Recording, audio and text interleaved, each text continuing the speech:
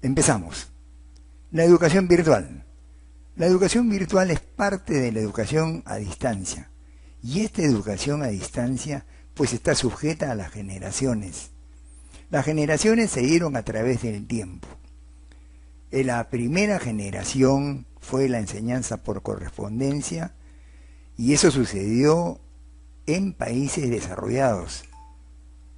Por tanto, solamente los usuarios recibían textos y se utilizaba el correo antiguo con envío de correspondencia. Luego pasamos a la segunda generación. Esta segunda generación es denominada la enseñanza multimedia. Aquí hay una introducción del radio y la televisión. A su vez, audiocassettes, diapositivas, videocassettes, y el teléfono se incorpora como un instrumento de asesoría para los usuarios conectados a los cursos correspondientes. Muchos recordarán a ustedes que ya en Latinoamérica, pasado el tiempo de la segunda generación, llegaban un pool de vendedores a los centros educativos superiores, universitarios o de secundaria, con la finalidad de brindarles maestrías, posgrados, cursos, etcétera, digamos, tipos de educación virtual, que le llamaban ellos. Era una educación a distancia. Y esto está promovido por la oficina principal de una institución universitaria. Me refiero a las direcciones de extensión y educación continua, que es la oficina más importante porque está relacionada con la sociedad en pleno. Bueno, entonces eso solamente es un recordar de lo que se utilizaba, digamos, como enseñanza multimedia en épocas pasadas. Luego entra la tercera generación y la enseñanza telemática. Esto sucede en la década de los 80, pero se da en países desarrollados. Tengan en cuenta que en los años 80 en el Perú solo contábamos con computadoras monocromáticas, no había computadoras a color. También debemos de recordar que a pesar que tecnológicamente estamos bien posicionados, caso un instituto de mucho prestigio como CESCA, que era muy conocido por su nivel tecnológico, entre los 80 y los 85, tuvimos la oportunidad, digamos, de contar poco a poco con el cambio generacional de las computadoras. Vino la computadora a color, vino el Messenger, el antiguo, y que fue muy utilizado por los usuarios, digamos, a nivel sudamericano. Entonces, dentro de la enseñanza telemática ya entra a tallar la computadora personal, ya entra a tallar, digamos, lo que son dispositivos móviles, ya de última gama y generación, hasta nuestras fechas, ¿no? Entra a tallar todo lo que son laptops o computadoras portátiles. Y de esta manera la educación toma una relevancia tremenda con la aparición de las aulas virtuales, que son nada menos que plataformas educativas. Estas entonces son las tres generaciones existentes. Entonces la educación virtual ha tenido su historia, que con el tiempo ustedes podrán investigar un poco más sobre ella, sobre su avance, y ahora vamos a hablar un poco sobre el uso. El uso de la educación virtual en el Perú fue muy pobre en el sentido de su aplicación. Nuestras autoridades educativas no tomaron las previsiones necesarias como para poder virtualizar en su debido momento a todos los docentes de las instituciones públicas, cosa que sí hicieron las universidades de primera categoría. Se dice de primera por ser las más preparadas, y que son privadas. Pero en el Estado no hubo un incremento de capacitación continua y constante a los docentes. Eso ha traído como consecuencia que hoy que nos encontramos en este problema que nos afecta a todo el mundo, nos encontró a todos no capacitados, no preparados. Y ingresar al mundo virtual no es tan sencillo como parece, pero lo podemos hacer lo más sencillo posible, que es lo importante. Otro aspecto importante es que las direcciones educativas tengan hoy en día la gran oportunidad de colocar en gerencias educativas a personas que tengan conocimiento sobre estos aspectos en sus cuadros jerárquicos, en sus cuadros directivos. ¿Por qué razón? Porque si no conoce, no puede tener visión. Porque visión no es nada menos ni nada más que soñar. Soñar con un futuro. Esa es la visión. Pero ¿cómo voy a soñar si desconozco por completo lo que es los aspectos principales de la hoy obligatoria educación virtual? Entonces, los invito a todos los profesores jóvenes que van a ocupar cargos directivos en algún momento, cargos jerárquicos, tengan la amabilidad de capacitarse permanentemente, porque es importante que tengan una visión diferente de nuestras autoridades anteriores.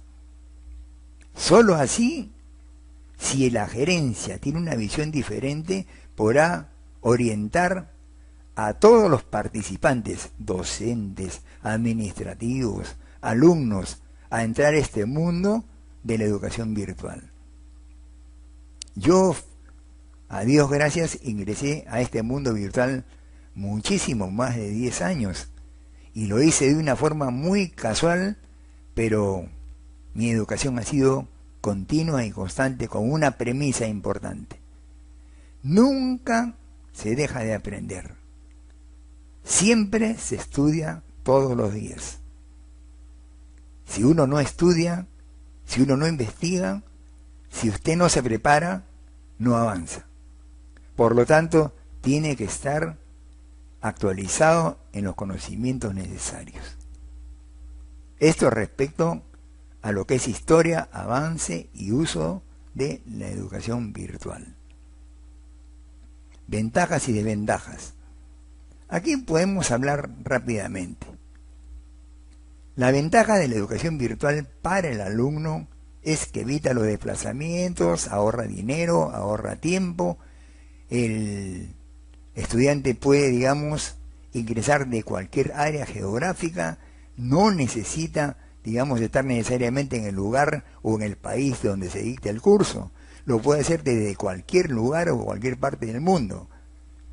Aparte, el estudiante puede desarrollar actividades de trabajo paralelas con más tranquilidad, porque puede estudiar la educación virtual gracias a las grabaciones hechas por el docente y verlas en el momento en que crea conveniente o cuando disponga del tiempo.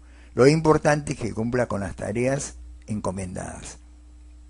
También la educación virtual genera un buen pensamiento crítico, investigación, análisis y uso de herramientas tecnológicas. Además, hay un trabajo colaborativo y se puede hacer una formación, y dentro de los grupos se van a encontrar gente de diferentes culturas, de diferentes idiosincrasias. Y eso es muy importante porque a través del chat de las aulas virtuales se pueden integrar amistades que son de gran beneficio para intercambiar opiniones respecto al avance tecnológico. Tenemos, por ejemplo, LinkedIn. Es un portal bastante bueno en el cual los empresarios, los trabajadores importantes, los funcionarios públicos están inmersos en él. Y finalmente, el alumnado no depende ni de horarios ni espacios, lo cual le permite una vida laboral y personal exclusiva. Las desventajas. Bueno, pues las desventajas son que los estudiantes no han estado acostumbrados a este tipo de educación y siguen creyendo, tanto ellos como los padres de familia en un gran porcentaje, que la educación presencial es muy necesaria y mucho mejor que la virtual. Cada uno de ellos tiene su valor, pero ahora nos vemos en la obligación de virtualizar la educación. Y la solución es ir adelante. Además de las desventajas que tiene, es que en los lugares que son muy alejados, pues no se cuenta con dispositivos portátiles o de escritorio y tampoco de conexión a internet. Es por eso que el Estado está echando mano de recursos de la segunda generación, como el radio y la televisión, del DVD, e inclusive podría hacer uso de los cassettes, pero que se recomienda que sea hecho por docentes, de ninguna manera por personas que no hagan docencia y que conozcan el curso a la perfección. Esas son una de las cuantas desventajas de otras más que tiene la educación virtual. Ahora, ¿desde dónde impartimos la educación virtual? La impartimos desde las llamadas plataformas educativas y centrales de videoconferencias grupales, dentro de las cuales podemos mencionar Moodle, Chamilo, Claroline, que es fácil, muy pequeña, Canvas, Blackboard, que es muy sofisticada, el Google Meet, que es gratuito, el Zoom, que permite una videoconferencia de 40 minutos, y las redes sociales que no la toman muy en cuenta, pero que son importantes, porque cuentan con un servidor potente, y además los alumnos conviven en esa red social. Eso es lo importante. Entonces, aquí tenemos algunas de las cuantas plataformas virtuales en donde se imparte educación. Ahora nos preguntamos, las plataformas o aulas virtuales, ¿dónde se alojan? Vamos a suponer que mi centro educativo no tiene un aula virtual y quiero colocarle un aula virtual. Entonces, ¿qué es lo primero que tengo que hacer? Es comprar un hosting. Un hosting que la traducción de este nombre en inglés significa alojamiento, es idéntico al ejemplo que les voy a poner. Cuando usted requiere vivir y no tiene casa propia en cualquier lugar de nuestro planeta Tierra, alquila un departamento. Eso es en tierra. Cuando usted quiere crear algo en el ciberespacio, no va a alquilar un departamento como en tierra, sino alquila usted un hosting, que es un alojamiento. Este hosting está en relación con su ancho de banda. Por decir, si yo tengo un departamento con una familia de 8 personas y alquilo un cuarto, pues voy a colapsar rápidamente. Lo que tendría que hacer es alquilar un departamento mínimo con 3 dormitorios. El ancho de banda, por lo tanto, entonces en el hosting es importantísimo. ¿Por qué? Porque el ancho de banda aquí es la tasa de transferencia de datos que tiene. Y cuanto mayor sea la capacidad de velocidad, digamos, del aula, va a ser mucho mayor. Por lo tanto, es bueno que tengan esta opción, que ustedes alquilan su hosting y que tengan en consideración el ancho de banda. Eso lo pueden asesorar sus técnicos en computación que conocen muy bien de estos aspectos. ¿Qué es el dominio? El dominio no es otra cosa más que el nombre. Por ejemplo, si yo tengo no un aula virtual, sino una página web, vamos a suponer tengo la SUNAT, le doy un clic aquí y se abre la página de la SUNAT. Voy a cerrarla. Y respecto a su dominio tenemos lo siguiente. Acá se ha tomado como ejemplo la SUNAT. ¿Y por qué aparece .gov.p? aparece sunat.gov.pe porque Sunat es el nombre. Y la extensión viene a ser gov, que significa gobierno, y PE, que significa Perú. Por ejemplo, una institución educativa podría ser www.idat.edu.pe, que es el nombre consignado para las diferentes instituciones educativas. Vamos a abrirlo para visualizarlo.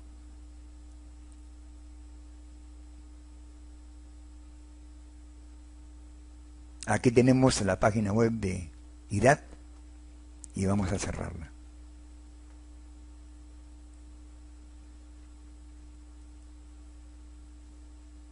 Y acá explicamos claramente ya lo que es un nombre y una extensión. Por lo general, cuando se trata de una empresa comercial, cuando se trata de una empresa particular, como en el caso nuestro, las extensiones genéricas más conocidas son .com, .net, .org y .info. Una de las más buscadas es la .com. Por ejemplo, su página se puede denominar, por ejemplo, colegiofeyyalegría.com. Pero en este caso usted va a utilizar para ese nombre, como es una institución educativa, www.feyyalegría.edu.pe, que es otro tipo de extensión como lo que vimos anteriormente. Entonces, tener en consideración esto, que si es una empresa, .com, si es una institución educativa, .edu, y el país al costado. Y si es una institución perteneciente al gobierno, tiene que poner .gov, .pe o .ar, dependiendo del país al que esté dirigido. Acá están las extensiones: AR para Argentina, ES para España, MX para México, PE para Perú, y acá vamos a cargar algunas páginas. Por ejemplo, la nuestra, que está en una página especial, muy pequeña y significativa, donde hay informes sobre el costo de los cursos, sobre las becas. Acá hay un formulario que tenemos de contáctanos y alguna información relevante. Vayamos a otras. Vayamos a uno de los institutos más cotizados en el Cono Sur, el Julio César Tello. Y acá tenemos la página web del Julio César Tello. La cerramos. Vamos a ir a la UPC.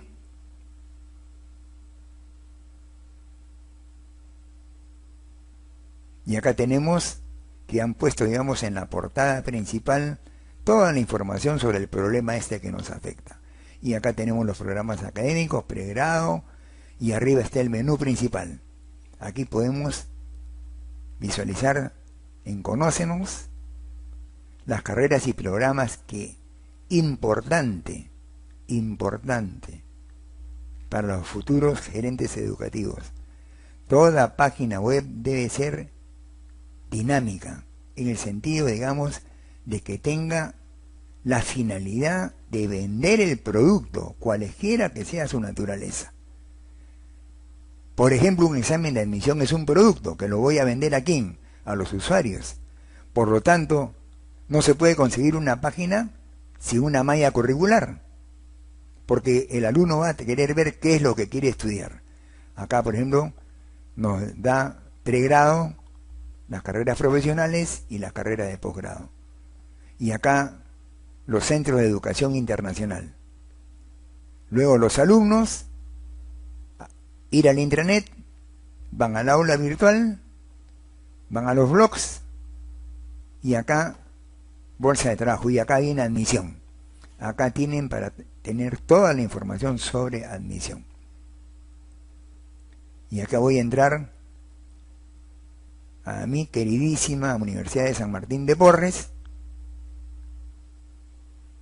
quien cuenta con un pool de profesores de primera categoría, y acá tenemos su página web en la cual tiene cantidad de informaciones sobre uso, facultades, carreras profesionales, admisión, centro pregrado, servicios, instituciones. y muy dinámica, por supuesto. Cerramos entonces esta página. Entonces hemos visto la importancia que tiene la creación de las páginas web dinámicas.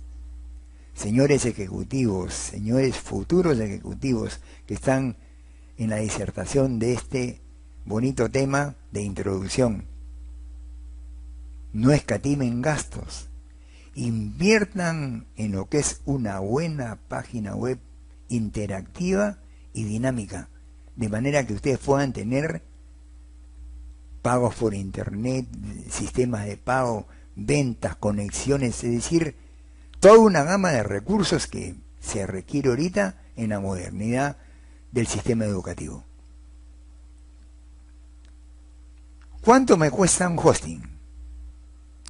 Por ejemplo, un hosting para un colegio, por ejemplo, de 100 alumnos, o para un profesor que quiere abrir su hosting, alquilar e instalar su plataforma virtual, tener sus correos electrónicos, sus cuentas de correo, colocar su pequeña página web, 200 soles por año.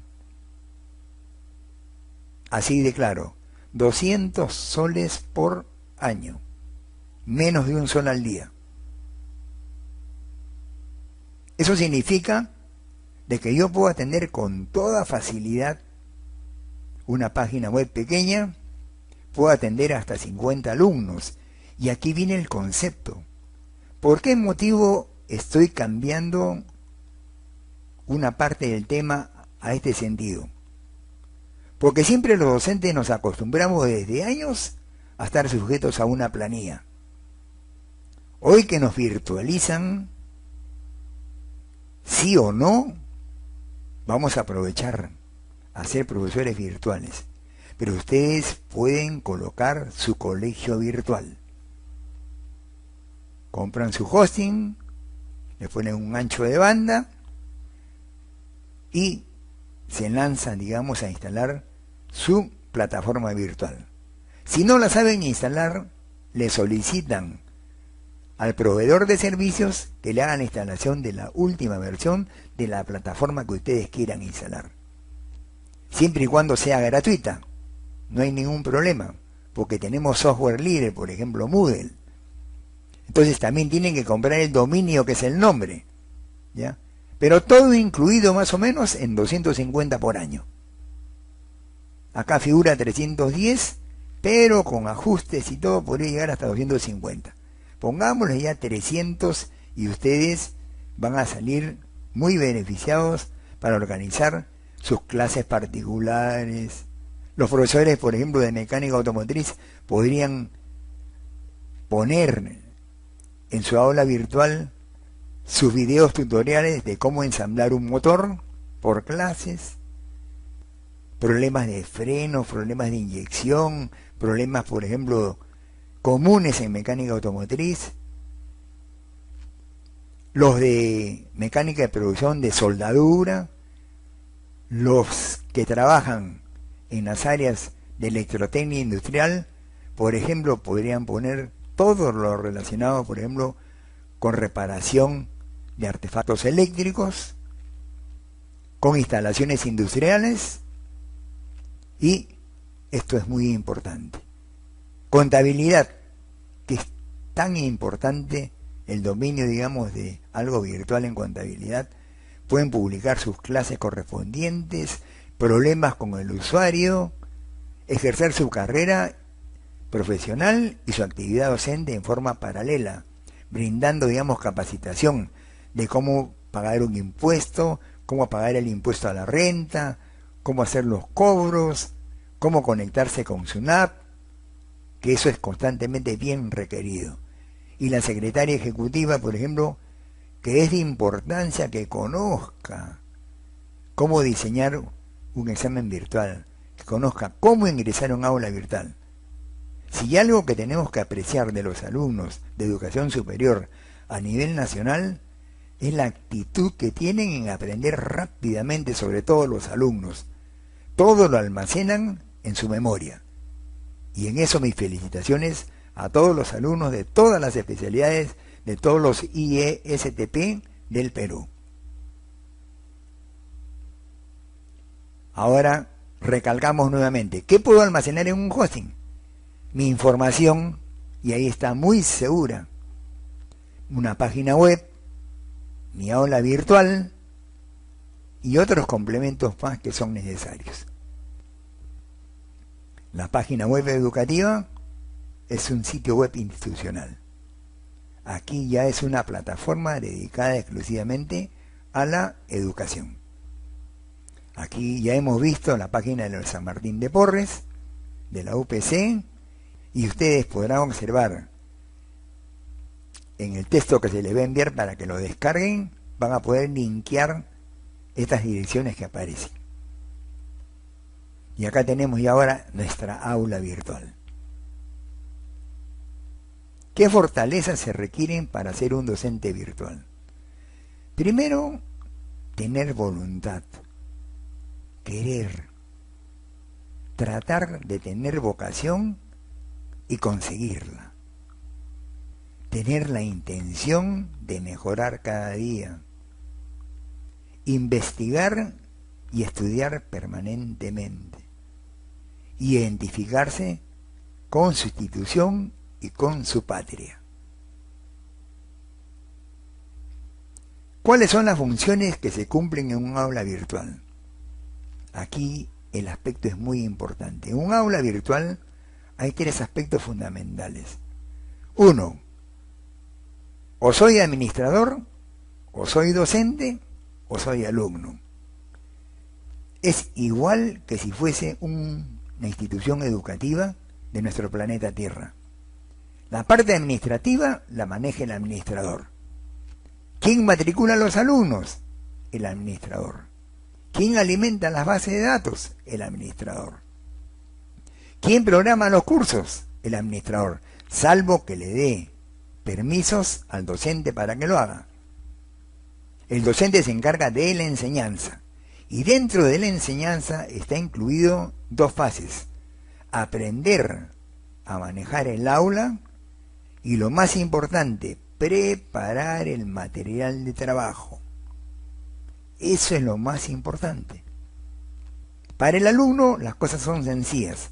Se le da un usuario y una contraseña, él ingresa y aprende. Él no tiene acceso a la parte docente ni a la parte administrativa. Por ejemplo, vamos a cargar el Moodle y vamos a ver aquí un ejemplo de un aula virtual. Observen aquí, esta es una página que me he suscrito yo, que es de 1000aulas.com. Esta página les brinda a ustedes aulas gratuitas, así que ustedes pueden hacer su aula virtual aquí y la tienen. Ahora, ustedes ven publicidades en algún lado de la página.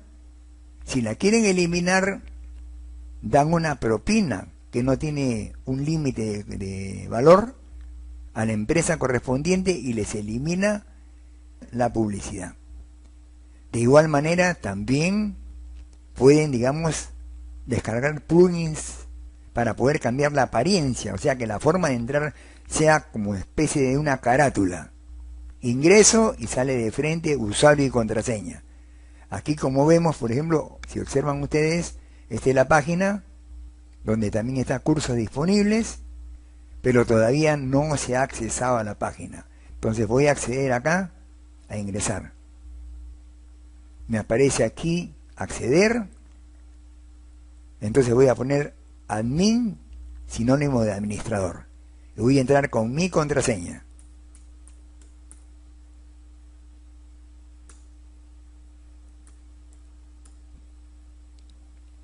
Colocamos acceder. Y listo.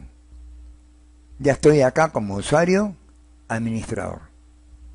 Ahora, acá lo que tengo que hacer, cuando entro, activo la edición.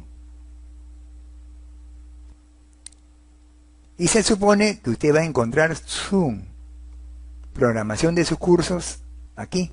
Yo, por ejemplo, voy a entrar a Excel básico. Correcto. Pero antes de eso, voy a copiar la URL para hacerles una demostración. Acá tenemos un videíto de Moodle que luego se lo voy a poner para que lo puedan ustedes escuchar.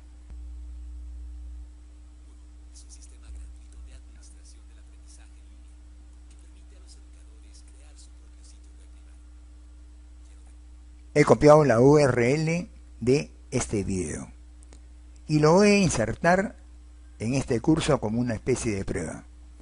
Ya activé mi actividad o mi recurso. Este es un curso de Excel, entonces clase 1 ya está dividido en clases, se supone que son 17 semanas. Voy a publicarlo, por ejemplo, en la clase 2. Voy a añadir una actividad o un recurso y miren la gama que tiene Moodle de ingreso en sus actividades y en sus recursos.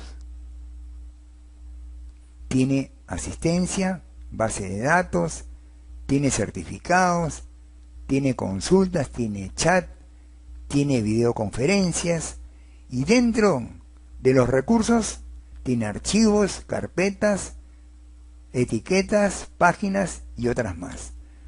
Vamos a añadir entonces una etiqueta. Le ponemos a agregar.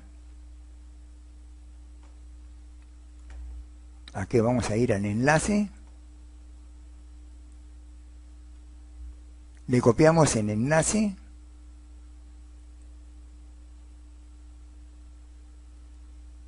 Lo creamos.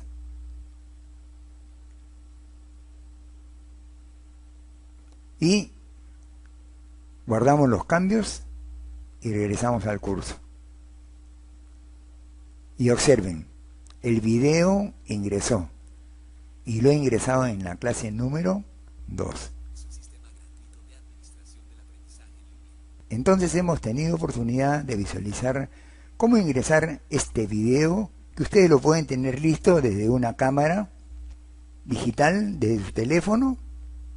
Lo pueden hacer grabar en casa si tienen una cámara fotográfica de más alta calidad, en su taller, y de repente pueden crear, digamos, un departamento de audiovisuales para que de esta manera los profesores puedan ir y grabar su material educativo, que es importante. Eso en cuanto a Moodle. Volvemos ahora a la página principal. ¿Listo? Voy a cerrar el aula. Salir. Y voy a cerrar este link. Entonces no olvidar, les recomiendo que se suscriban y obtengan su aula virtual gratuita en 1000aulas.com.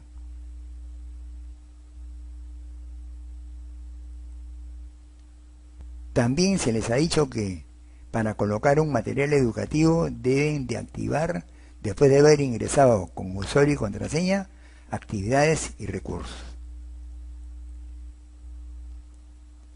¿Qué necesita conocer un docente? Edición de videos, elaboración de slides, diseño de archivos en PDF, que los puede hacer con Adobe Acrobat DC, elaboración de exámenes virtuales, conocimiento de la teoría en la labor de tutoría, que es importante. Debe de conocer el curso para poder orientar a los alumnos. Y el manejo de plataformas avanzadas que imparten educación virtual online. También capacitarse en el manejo de portales de videoconferencia, que es muy importante, como por ejemplo el Zoom, el Skype, el Google Meet, y todos ellos son completamente gratuitos. Unos más, unos menos. Y aquí tenemos nuestra Dirección Regional de Educación de Lima y vamos a visualizar pues su página web.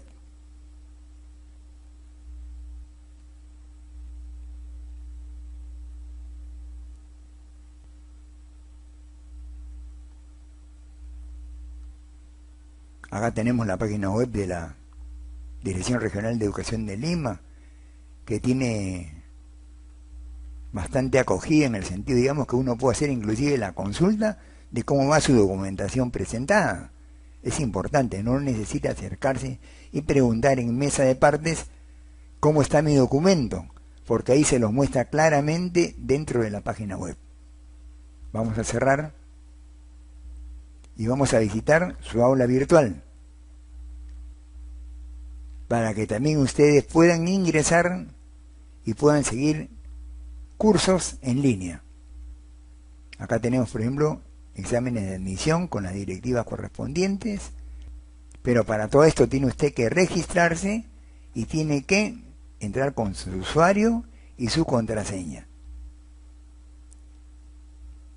Esta página de Ladrel, por lo que estoy observando, es Moodle. No hay otra opción.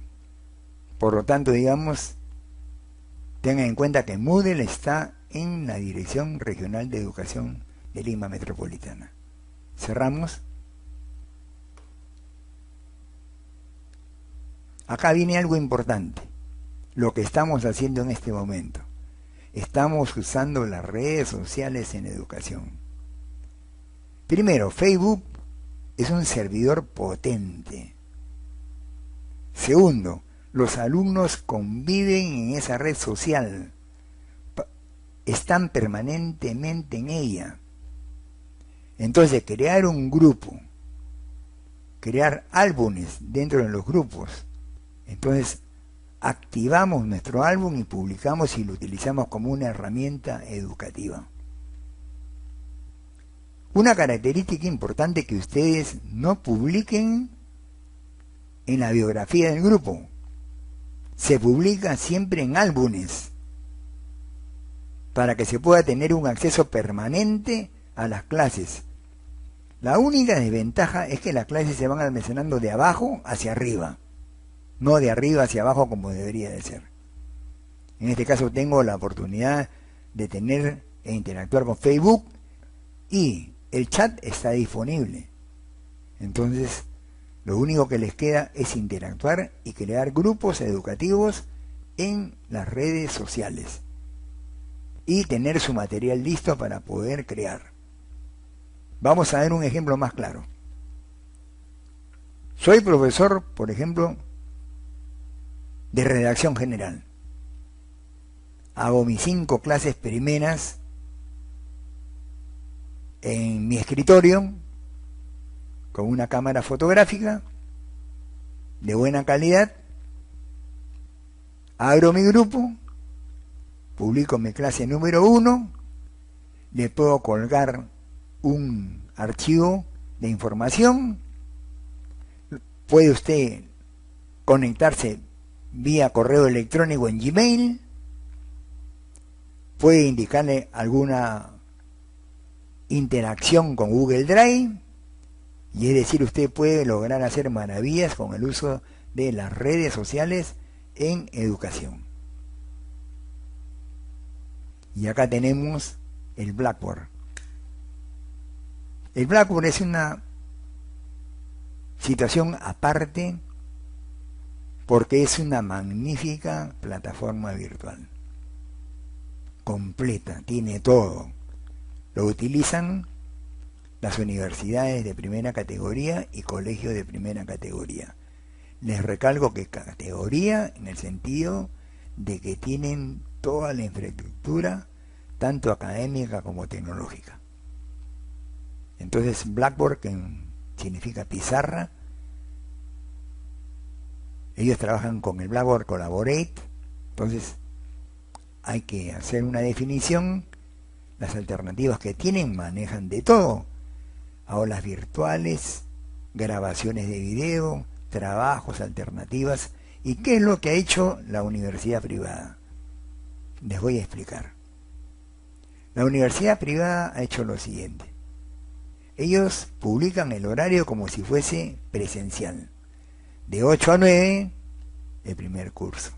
De 9 a 10, el segundo. De 10 y 10 a 11 y 10, el otro curso. O los tiempos que crean conveniente.